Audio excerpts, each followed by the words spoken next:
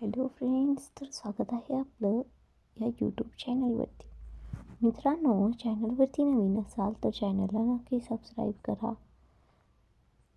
अखंड तात्काळ रिद्धीकडे धावत गेला आणि मुनही लगेच तिच्याकडे पोहोचली. अखंडाला पाहताच निशांत तिथून पळून गेला. अखंडाच्या हातातून कसाही करून आपला जीव वाचवणे त्याला महत्त्वाचे वाटत होते. रिद्धीकडून बदला तो नंतरही घेता आला असता, पण मरायचे मात्र त्याने ठरवले नव्हते. त्याला वाटले होते की मूनला थोडं चिडवेल आणि अखंडचा थोडासा राग सहन करावा लागेल, पण इथे तर अखंड त्याचा जीवच घेण्यासाठी तयार दिसत होता. अखंडने जवळ येताच रिद्धीला उचलून आपल्या मिठीत घेतले आणि काळजीने म्हणाला, काय झालं तुला रिद्धी? डोळे उघड. दुसऱ्या बाजूला मून त्या दिशेला पाहत होती जिथे आत्ताच निशांत उभा होता, पण तो तिथून गायब झालेला पाहून मून थबकली. अखंडने रिद्धीला उचलून कारच्या बाहेर आणले आणि मूनही त्याच्या मागोमाग चालत होती. कारमध्ये रिद्धीला मागच्या सीटवर बसवल्यावर मून म्हणाली, मी रिद्धीजवळ बसते, तुम्ही लवकर गाडी चालवा. अखंड काही न बोलता ड्रायव्हर सीटवरती बसला. मून रिद्धीजवळ बसली. रिद्धीचे डोळे घट्ट मिटलेली पाहून मूनने चेहरा थोडा वळवला आणि तिरक्या नजरेने तिच्याकडे पाहत राहिली. काही वेळ रिद्धी शांतपणे पडून राहिली. तेव्हा मूनला खरंच ती बेशुद्ध झाली असावी असे वाटू लागले. पण तेवढ्यात रिद्धीने हळूच डोळे उघडले आणि तिच्याकडे पाहिले. मूनची नजर तिरकी असल्याने रिद्धीला ते दिसले नाही, पण मूनच्या चेहऱ्यावर मात्र उपहासपूर्ण हास्य उमटले. अखंडनेही रिद्धीने डोळे उघडले ते रिअर व्ह्यू मिररमधून पाहिले होते. मूनच्या मनात प्रश्नांची गर्दी झाली होती. रिद्धीच्या मनात नक्की काय सुरू आहे ती रिद्धीला चांगलं ओळखतही नव्हती. रिद्धी हे सगळं का करते आहे? आज सकाळी झोप स्वतःवर ओतून अखंडला भडकवण्याचा तिचा प्रयत्न आणि आत्ता निशांतला तिने आणण्याची तिची योजना, हे दोनही बघून मूनला स्पष्ट समजलं होतं की रिद्धीचा उद्देश अखंड आणि तिच्यात गैरसमज निर्माण करणं आहे. पण का? या प्रश्नाचं उत्तर मूनकडे नव्हतं. मनातल्या मनात ती म्हणाली, काय माहीत मिस्टर सिंघानिया, माझ्यावर जी नफरत करतात त्यामागे रिद्धीचं तर कारण नाही. पण मी रिद्धीचं काय बिघडवलं? मला शोधून काढावंच लागेल. थोड्याच वेळात अखंडने कार सिंघानिया मेन्शनच्या पार्किंगमध्ये थांबवली.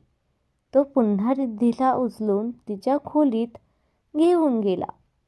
मून त्याच्या मागे चालली. अचानक अखंड तिच्याकडे चिडून म्हणाला, तू तुझ्या खोलीत जा. मून म्हणाली, पण तुम्हाला माझी मदत लागेल. ती बोलण्याआधीच अखंड दात चावून म्हणाला, जितकं सांगितलंय ना तितकंच कर, नाही तर. हे ऐकताच मून शांतपणे जिन्याकडे वळली. अखंडने रिद्धीला बेडवर ठेवून तिच्या चेहऱ्यावर पाण्याचे थेंब टाकले आणि रिद्धीने पापणी उघडली. तो तिच्या बाजूला बसून म्हणाला, रिद्धी, तू ठीक आहेस ना? रिद्धी म्हणाली, हो भाऊ, फक्त अचानक चक्कर आली. बहुतेक दिवसभर नीट काही खाल्लं नव्हतं. अखंड तिच्या गालावर हात ठेवून म्हणाला, काही नाही होत असं. कदाचित स्ट्रेसमुळे झालं असेल. मी आत्ताच तुझ्यासाठी काहीतरी खायला आणायला सांगतो. रिद्धी म्हणाली, नाही भाऊ, आत्ता नाही. तुम्ही तुमच्या रूममध्ये जा. मी थोड्या वेळाने खाईन. काळजी करू नका. पक्क? अखंडने विचारलं. तिने मान हलवली. अखंड हौसे हसून बाहेर पडला. तो गेल्यावर रिद्धीने सुटकेचा निश्वास टाकला. देवाचे आभार, वाचले मी. निशांतने तोंड उघडले. असते तर भाऊ मला मारलेच असते. मला लवकरात लवकर त्याला शहराबाहेर पाठवायला हवं. ती फोन काढते आणि तिथेच उभा अखंड तिचं सगळं ऐकत असतो. त्याचा चेहरा संतापाने लाल झाला होता, पण तो आत न जाता आपल्या खोलीत गेला. खोलीत गेल्यावर त्याचं लक्ष मूनकडे गेलं. ती कपडे बदलून बेडवर येत होती. मूनने हसून विचारलं, तुमचे कपडे काढू? अखंड काही बोलला नाही. मून शांतपणे कपाटात गेली आणि कपडे काढून देऊ लागली. तेव्हा अखंड म्हणाला, मी हो म्हटली नव्हतं. मून हसून म्हणाली, पण तुम्ही नाहीही तर म्हणाला नाहीत. माझी शांतता म्हणजे हो असं कधीच समजू नको. अखंड रागाने म्हणाला. मून त्याच्याजवळ येऊन म्हणाली, तुम्ही इतके रागात का आहात? मला कळतं. जवळच्यांनी दिलेला धोका जास्त वेदना देतो आणि ते व्यक्ती मनाजवळची असेल तर त्या वेदना आणखी तीव्र होतात. अखंडने तिचे केस आवळून पकडले. मला कोणाविरुद्ध भडकवण्याचा प्रयत्न करू नकोस. तो गुरगुरला आणि ती हसली. मी इतरांसारखी नाही, मिस्टर सिंघानिया. अखंडने पुन्हा तिचे केस जोरात ओढले. तिच्या वेदनांनी भरलेल्या सुस्काऱ्याकडे दुर्लक्ष करत तो म्हणाला, कोणीतरी चुकीचं असलं म्हणून तू बरोबर ठरत नाहीस. पुन्हा रिद्धीवर बोट ठेवलंस तर हात मोडून टाकेन. तो तिला ढकलून सोडतो. ती थोडी ढळली, पण पुढच्या क्षणी त्याच्याजवळ येऊन त्याच्या छातीजवळ टेकून उभी राहिली. अखंड अवाक झाला. त्याचा श्वास वेगाने वाढला होता आणि मूनला ते स्पष्ट ऐकू येत होते. ती त्याच्या पाठीवर हलका हात फिरवत म्हणाली, तुम्ही कपडे बदला. मी बेडवर जाते. काही हवं असेल तर सांगा. मी सर्व्हंटला सांगते. अखंड काही न बोलता कपडे घेऊन वॉशरूममध्ये गेला. त्याला जाताना पाहून मून हळूच हसली. इतकी वेदना सहन करूनही स्वतःला इतकं सामान्य कसं ठेवता? खरंच स्वतःची वेदनाही तुम्हाला जाणवत नाही बहुतेक. ती हळूच म्हणाली, पण माझी तक्रार फक्त तुमच्याशी नाही, आता रिद्धीशीही आहे. तुमच्या नफरतच कारण आणि तिच्या नफरतचं कारण दोन्ही शोधायचं आहे मला. एक नवी मिस्ट्री सोडवावी लागणार आहे. ती बेडवर जाऊन पडली. अखंड बाहेर येईपर्यंत ती झोपायची नव्हती, कारण अखंड कधी काय करेल याचा काही भरवसा नव्हता.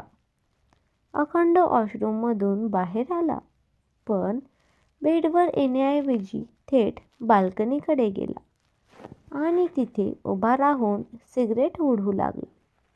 मून काही क्षण त्याच्याकडे पाहत राहिली, पण तिच्या डोळ्यांना झोप येऊ लागली होती.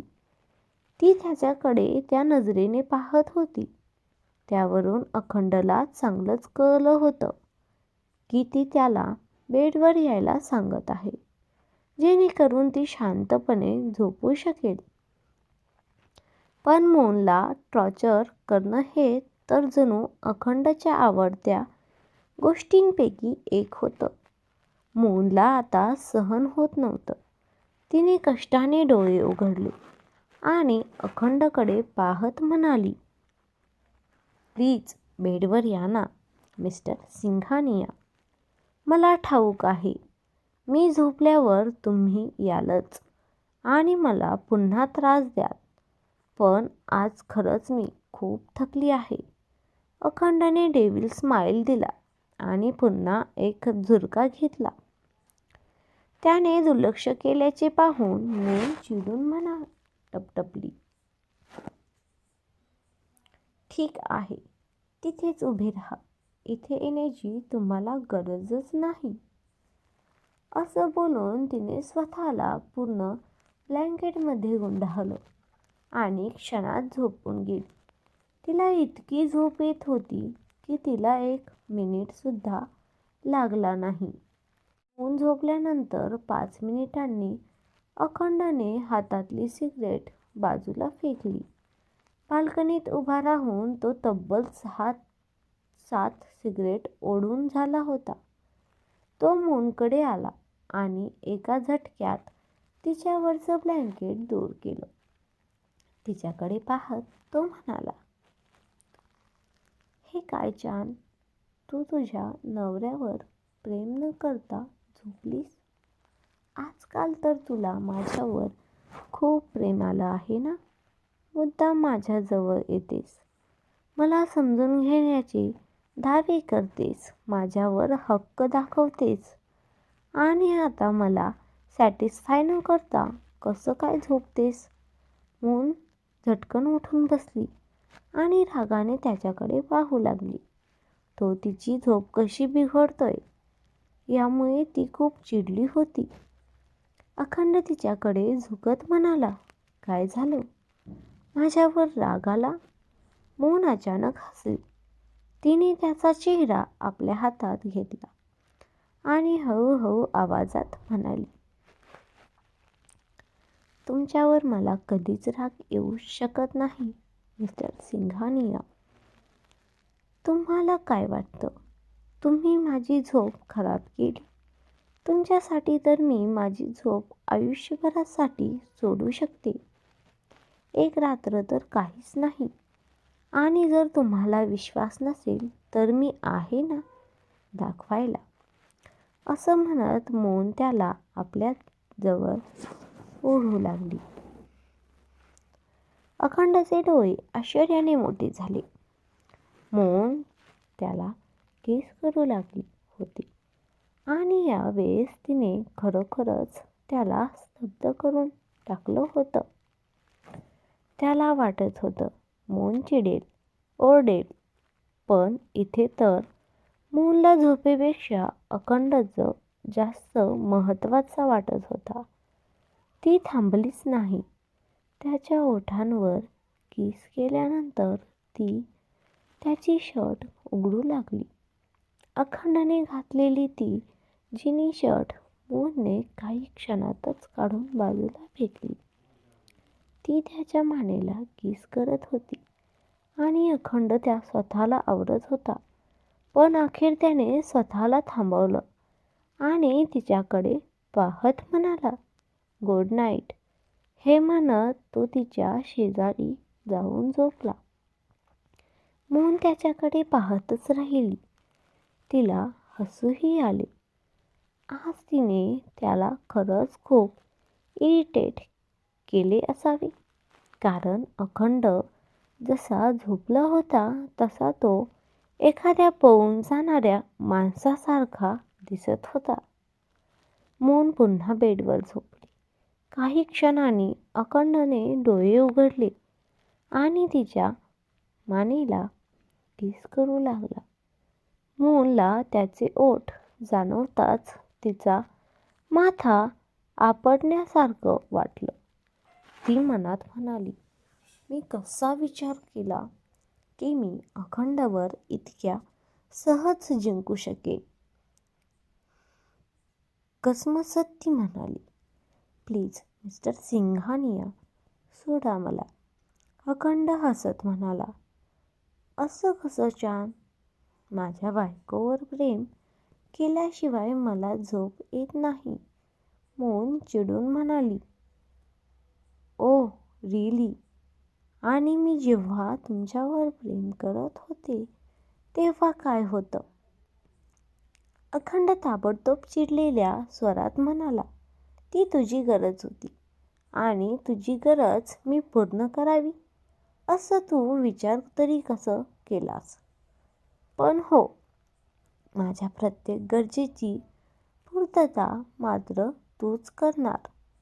हे बोलताना त्याची नजर मूनच्या चेहऱ्यावरून हळूच खाली तिच्या छातीपर्यंत गेली. त्याच्या नजरेनं तापलं वजन स्वतःवर जाणवताच मूनचा देह क्षणभर थरथरला. पुढच्या क्षणी अखंड तिचे कपडे तिच्या अंगावरून हटकू लागला आणि तिला हलके चुंबन देऊ लागला.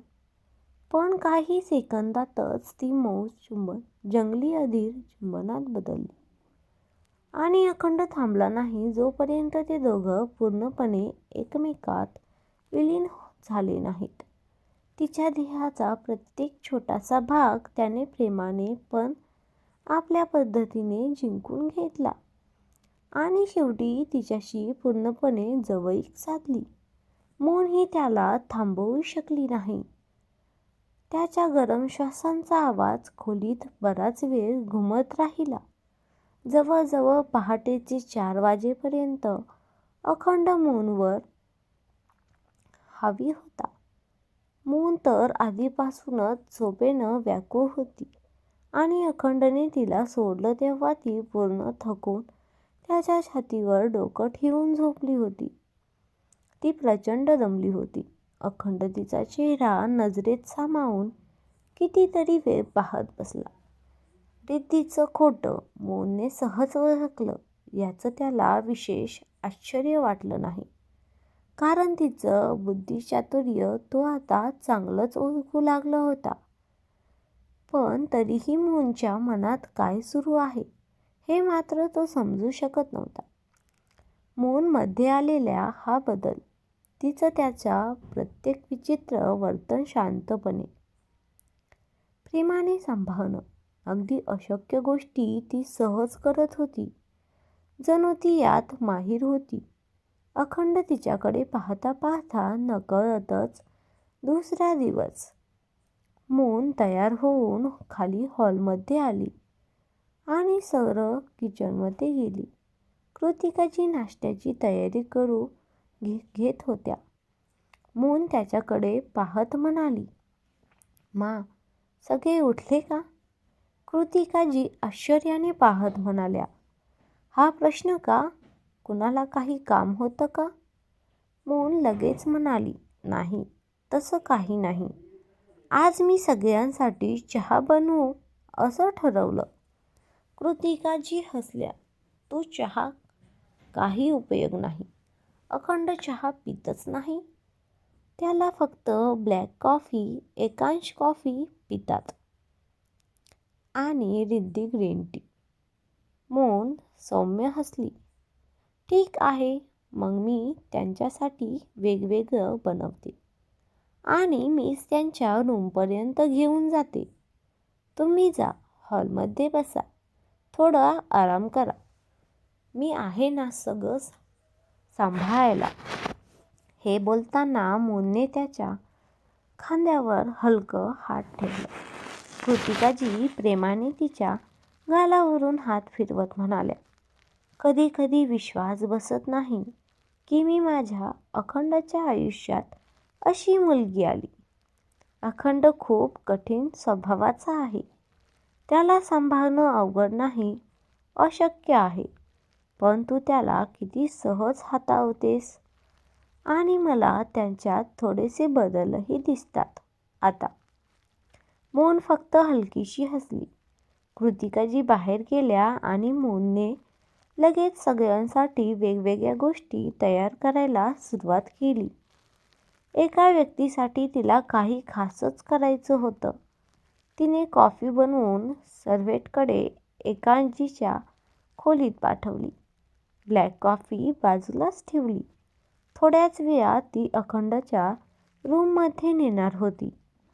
पण आता तिच्या हातातला ट्रे रिद्धीसाठी होता. त्यात ग्रीन टीचा कप ठेवलेला.